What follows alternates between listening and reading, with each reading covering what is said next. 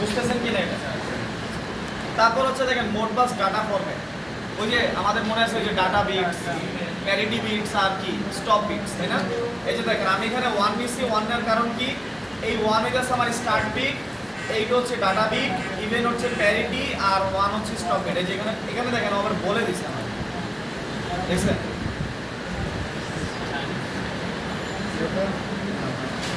ওদের কাছে মেলা ভাই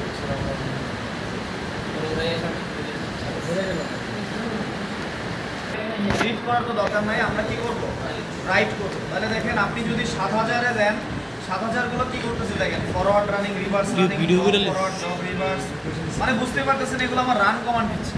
আর এখানে 7015 যেটা, সেটা কি communication setting of channel frequency এ, মানে কি আপনার ফ্রিকোয়েন্সি সেটিংটা দিবেন কোথা থেকে 7015 থেকে।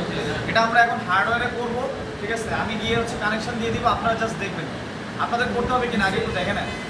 পারবো স্যার ইনশাল্লাহ। হ্যাঁ, নিচে যেত জব ফরওয়ার্ড মানে 5 কার্ডের চলবে, কিন্তু সামনে জব ভুলে গেছেন, জব মানে চেপে ধরে রাখছেন, চলবে, ছেড়ে দিচ্ছেন বন্ধ হয়ে যাবে। দীপ্ত ভাই, আপনি সবসময় শেষের দিকে বসেন।